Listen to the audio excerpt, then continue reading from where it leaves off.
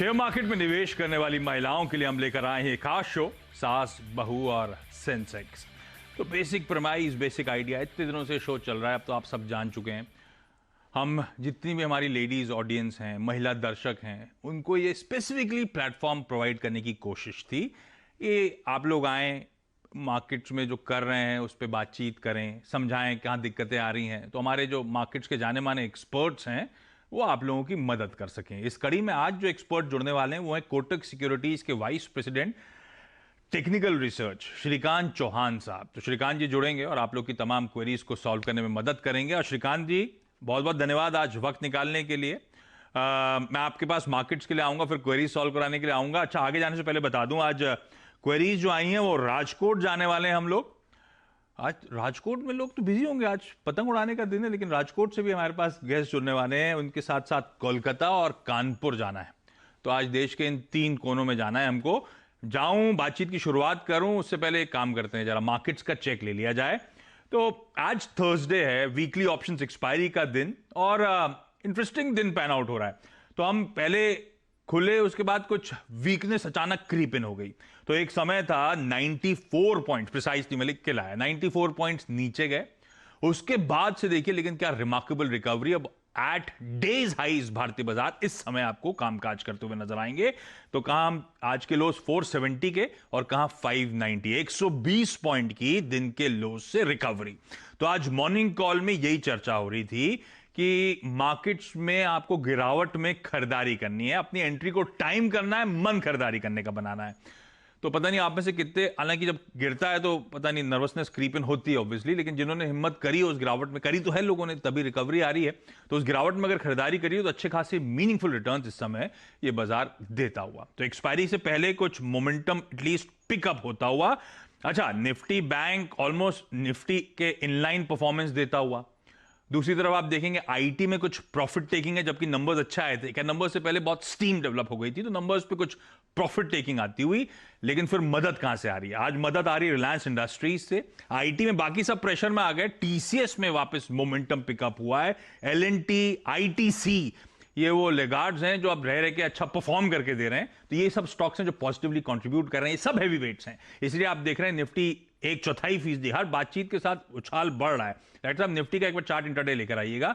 तो अब 1/4% के उछाल के साथ निफ्टी में 30 पॉइंट की रिकवरी, और 14,611 कहां से बोल दिया, 14,600 के जोन पर इस समय हम कामकाज करते हो। देखिए आपकी स्क्रीन पर। श्रीकांत जी के पास जाने का समय हो गया। श्रीकांत जी, ये रिकवरी तो अच्छी आ रही है। एक्सपायरी रिलेटेड बेट आप लोग कोटक सिक्योरिटीज में क्या ले रहे हो? कोई ट्रेड ले रहे हो क्या? एक्सपायरी इन लेवल से बेहतर नोट पे होगी क्या? खरीदने के मौके हैं या नहीं? Ashish ji, good afternoon. सबसे पहले गुड आफ्टरनून सर। देखिए, वैसे मार्केट बिल्कुल आज, जैसे आपने सबसे पहली जो लाइन बताई कि आज मार्केट काफी इंटरेस्टिंग है, तो बिल्कुल इंटरेस्टिंग है, क्योंकि मुझे भी नहीं लग रहा था कि मार्केट इतने जल्दी रिकवर हो जाएगा लोअर लेवल से, और काफी अच्छी तरीके से रिकवर हुआ है मार्केट। तो एक्सपायरी बेट अगर हम लोगों ने जो डिसाइड की थी वो यही की थी कि बैंक निफ्टी के कॉल ऑप्शंस लेने, क्योंकि कल के दिन में भी जब मार्केट गिरा था तो एक बात काफी क्लियर थी कि बैंक निफ्टी में उतना बड़ा फॉल नहीं आया था, और एक रिकवरी हमें देखने मिली थी जब लास्ट में मार्केट रिकवर हुआ था तब। तो 32,800 के बैंक निफ्टी के कॉल ऑप्शंस लेने चाहिए, क्योंकि मुझे लगता है कि शायद बैंक निफ्टी एक बार 33,000 के लेवल्स को अटेम्प्ट कर सकता है। और चूंकि इसने 32,600 के ऑल टाइम हाई को काफी लंबे अरसे के बाद निकाला है, तो मुझे लगता है इवेंचुअली बैंक निफ्टी 35,000 के लिए भी जा सकता है। तो एटलीस्ट आज के दिन में एक बार 33,000 के लेवल्स बैंक निफ्टी छू सकता है, ये व्यू है। तो करंट लेवल से बैंक निफ्टी के कॉल ऑप्शंस बाय करें, और साथ ही साथ जैसे निफ्टी में भी तेजी बनी है, तो यहाँ पे भी मुझे लगता है कि एक बार निफ्टी भी जो करंट सीरीज के जो हाईएस्ट लेवल्स थे 14,650, 14,700, उन लेवल्स के काफी नजदीक जा सकता है। और उसका रीजन जैसे आपने बताया कि रिलायंस इंडस्ट्रीज में आज तेजी बनी है, और इसमें मुझे लगता है कि आने वाले दिनों में और भी तेजी बनेगी, और एक बार शायद 2050 के लेवल्स ये छू सकता है। तो करंट लेवल से निफ्टी के भी कॉल ऑप्शंस बाय करें 14,550 के, और बैंक निफ्टी के कॉल ऑप्शंस लेने हैं 32,800 के। 32,800 और 14,550 इन कॉल्स के जरिए, ये आज वीकली एक्सपायरी के हिसाब से कह रहे हो ना सर आप? बिल्कुल, ये आज के लिए ही है, एक्सपायरी बेट से ही। तो ये एक्सपायरी बेट्स हो गई। देखिए, बेहतरीन कॉल्स के थ्रू इन एक्सपायरी बेट्स को लेना है। इन दोनों कॉल्स में अच्छा रिटर्न आपको निफ्टी बैंक दोनों में मिल सकता है। चलिए, इंटरेस्टिंग। लेकिन हाँ, आप सबको फेस्टिविटीज की बधाइयाँ। कल हम लोग शाम को लोहड़ी सेलिब्रेट कर रहे थे, आज बिहू, मकर संक्रांति, पोंगल पूरा देश सेलिब्रेट कर रहा है। तो हार्वेस्ट सीजन की शुरुआत हो रही है। सबको स्क्रीन पर लिख रही है एक एक करके, और जाना तो सबसे पहले आज राजकोट चाहिए। विदिति दोषी जी जुड़ती हुई। दोषी मैम हाय, स्वागत है सीएनबीसी आवाज पर आपका। आज समय में, आज आप लोग गुजरात में तो फेमस है वो काइट फ्लाइंग। आज काइट फ्लाइंग ज्यादा नहीं हो रही क्या मैम? हाँ, हम लोग दोपहर को जाएंगे। अच्छा, अभी तैयारी हो चुकी है सारी? पतंग ले आए हो, सब कुछ ले आए हो? दोपहर से शुरू होने वाला, दोपहर से शाम तक चलेगा? हाँ, 6 बजे तक रहता है। ये पूरे गुजरात में ऐसे ही होता है? सुबह ठंडा रहता है, सेकंड हाफ में पिकअप होता है क्या, ऐसा होता है? राजकोट में, अहमदाबाद उस साइड तो सुबह से चालू हो जाता है, 9 to 5, 9 to 6 अराउंड। हाँ, तो कितनी पतंग लाए हो आप लोग? वो तो मैंने गिनी नहीं है। हाँ, आई हैवंट काउंटेड। अच्छा इतनी है कि काउंट भी नहीं करा है? अरे वाह। और आपको उड़ानी आती है खुद? नहीं, मुझे नहीं आती। हाँ, मुझे भी नहीं आती। मुझे को उड़ा के दे देता है तो मैं कन्नी देना आता है मुझे। वो बार बार वो क्या कहते हैं, ऐसे से करना आता है मुझे। बाकी उड़ाना मेरे लिए भी मुश्किल काम है, मैं कभी उड़ा नहीं पाया हूँ। लेकिन चलिए, आपको फेस्टिविटीज की शुभकामनाएं मैम। विदिति जी, आप बताओ पहले तो, आप कब से स्टॉक मार्केट्स में हो? राजकोट गुजरात में हो तो मतलब पहले से हो रहा होगा स्टॉक मार्केट में कामकाज, या अभी रीसेंट एंट्री है? No, no, I just entered 2 years back. My mother is into stock market from last 30 years, I guess. 30 साल से तो अब आपने फाइनली कॉल लिया कि मॉम का पोर्टफोलियो अच्छा देख के कॉल लिया, कि कोई और रीजन था? नहीं यार, मेरे को इंटरेस्ट भी है इसमें। या फिनेंस है तो आई लाइक फिनेंस, और हर रोज नया कुछ जानने को मिलता है। तो So ये every day I learn about a new company, about a new script, then I take a call whether to buy or not. अरे And वाह, I have to study the results as well before buying a script. अरे वाह। तो अपनी studies कर रहे हो, उसके बाद आप स्टॉक सेलेक्ट कर रहे हो? Yes. और ये स्टॉक जो सेलेक्ट कर रहे हो, फंडामेंटल बेसिस पे, टेक्निकल बेसिस पे, लॉन्ग टर्म का पोर्टफोलियो बना रहे हो, क्या ट्रेडिंग का भी मन करता है? नहीं, लॉन्ग टर्म। लॉन्ग टर्म बन रहा है। और पोर्टफोलियो तो गजब हो रहा है वैसे। एक एक करके स्टॉक्स पे आऊंगा तो आप सबको समझ में आएगा विदिति जी की अगली स्टडी कौन सी है और अगला स्टॉक कौन सा है, ये सब बताना जरूरी है। मैम जाते जाते बता के जाइएगा, क्योंकि पहला स्टॉक है एचडीएफसी एएमसी, है ना?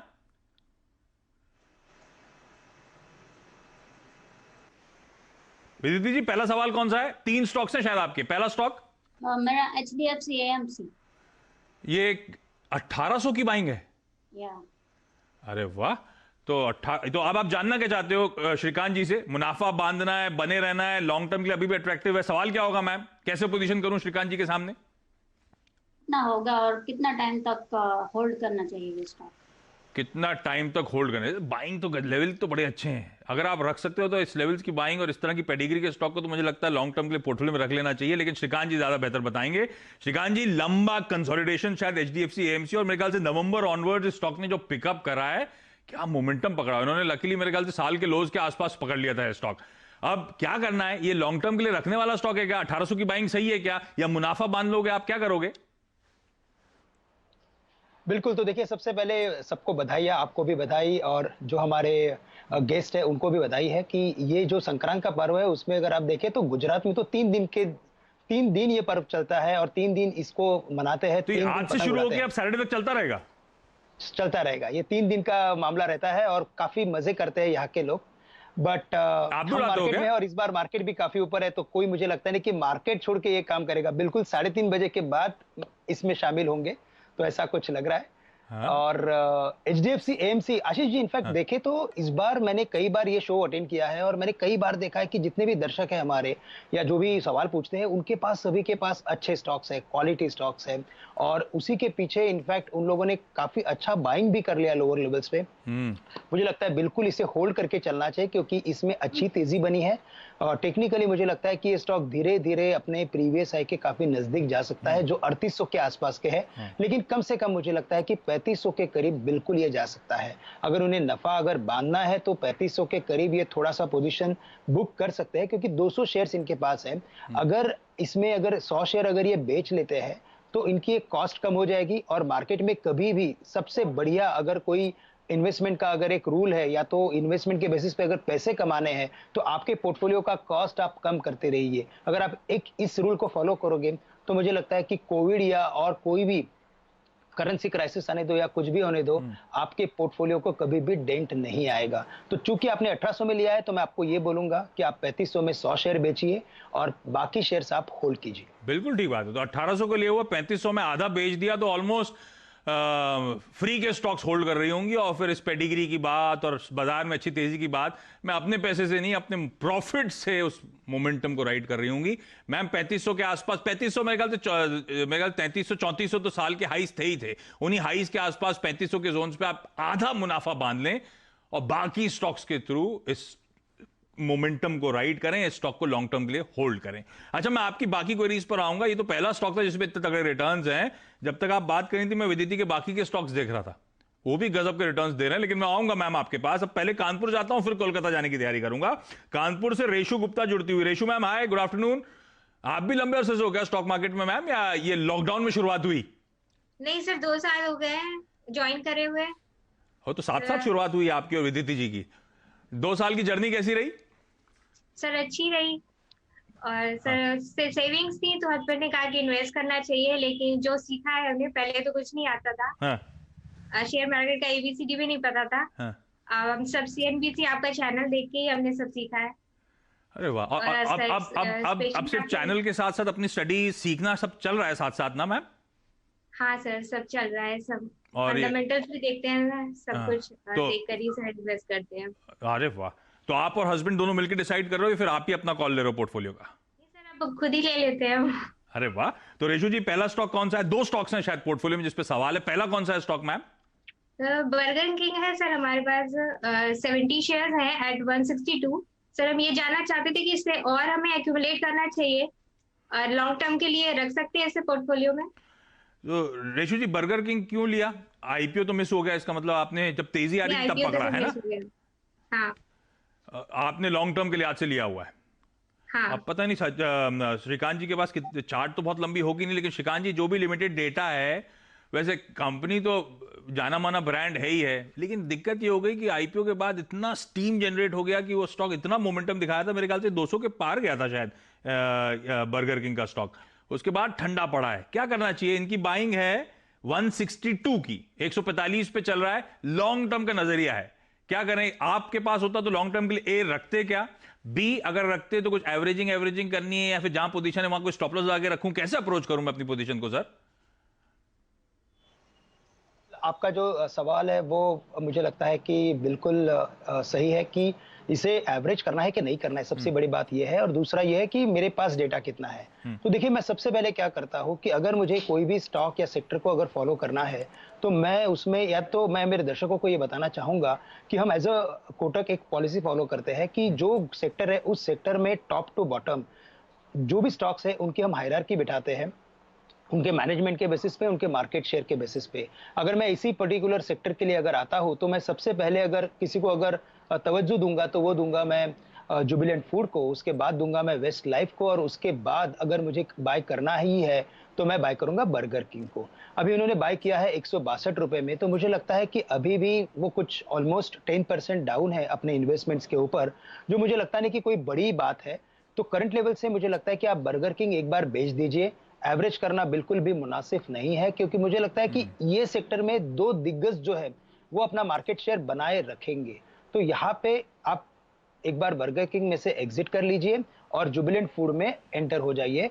जुबिलेंट फूड अभी पिछले दिनों कुछ 3000 के करीब ट्रेड कर रहा था, अभी ये गिर के 2750 2700 के करीब आ चुका है।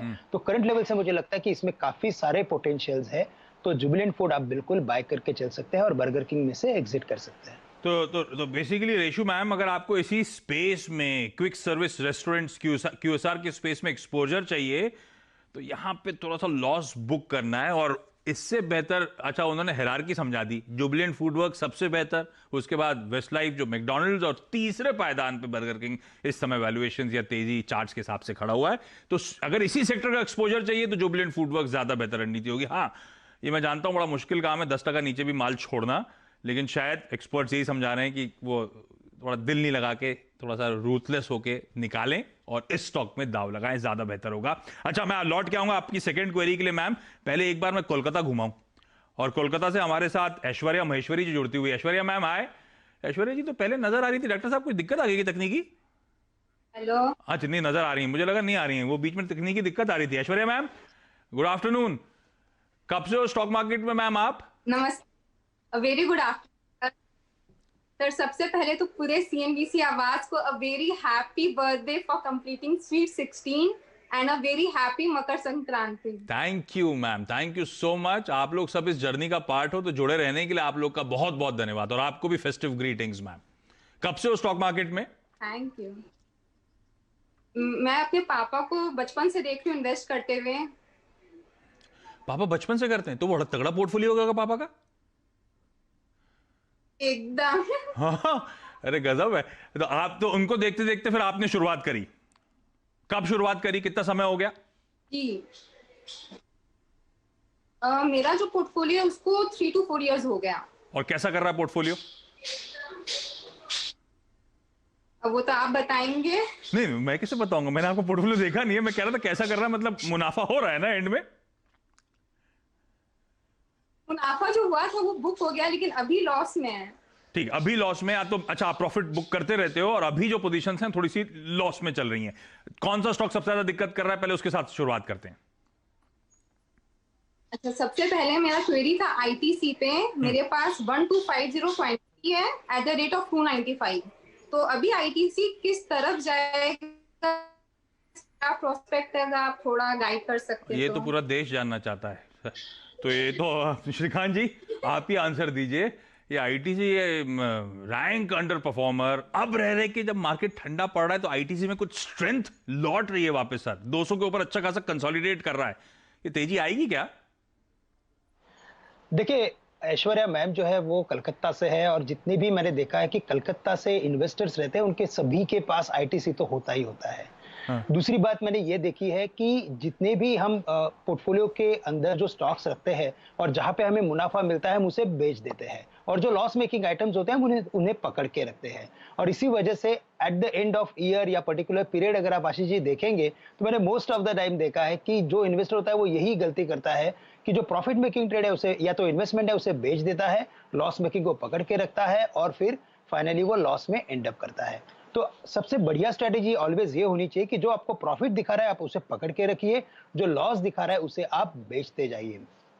चूंकि आपने ITC लिया है और ITC FMCG सेक्टर का एक दिग्गज काउंटर है, नो डाउट पिछले 2 या 3 साल से अगर आप देखेंगे तो उसने कुछ भी बड़े रिटर्न्स नहीं दिए हैं, लेकिन अभी इस कंपनी की पॉलिसी चेंज हो चुकी है। एट द सेम टाइम अगर चार्ट्स देखें तो वो भी ये क्लियरली इंडिकेट कर रहा है कि इसमें काफी सारा इंटरेस्ट आते जा रहा है, डिलीवरी बेस्ड बाइंग बढ़ते जा रही है, और उसका रीजन ये भी है कि इसमें डिविडेंड यील्ड की जो स्टोरी है वो भी काफी स्ट्रांग हो चुकी है। तो मुझे लगता है कि आपने 295 में लिया है, आपको बहुत बहुत जरूरी है कि अगर कोई दिग्गज कंपनी अगर आपके पोर्टफोलियो में अगर अटकी हो तो उसे पैनिक टाइम में बिल्कुल बाय करें, जब तक कि उसमें कोई कॉर्पोरेट गवर्नेंस ना आए। ITC में कोई भी कॉर्पोरेट गवर्नेंस नहीं है, तो आप बिल्कुल इससे बाय कर सकते हैं। और मैं तो इनफैक्ट सलाह ये दूंगा आशीष जी कि करंट लेवल से भी इसे बाय करके चले, क्योंकि आपका कॉस्टिंग जो है वो 295 का है, तो वहां तक पहुंचना काफी मुश्किल है। बट अगर आप यहाँ पे एवरेज कर लेते हो तो मुझे लगता है कि 250 या 260 के लेवल्स हम बिल्कुल देख सकते हैं। तो करंट लेवल से बाय करने की, खरीदी करने की राय रहेगी। आज आप लोगों के लिए देखिए, श्रीकांत जी ने न सिर्फ टेक्निकल, फंडामेंटल कैप भी डाउन कर ली है। तो ITC दोनों पर्सपेक्टिव से अच्छा लग रहा है इन लेवल्स के आस, क्योंकि आपकी खरीद थोड़ी ऊपर की है, ऑलमोस्ट 300 रुपए की है, तो थोड़ा एवरेजिंग करनी पड़ सकती है। लेकिन हाँ, प्रॉफिटेबल एग्जिट शायद मिलेगा उस एवरेजिंग के बाद। एक छोटा सा ब्रेक के उस पार सबसे बातचीत कंटिन्यू करेंगे।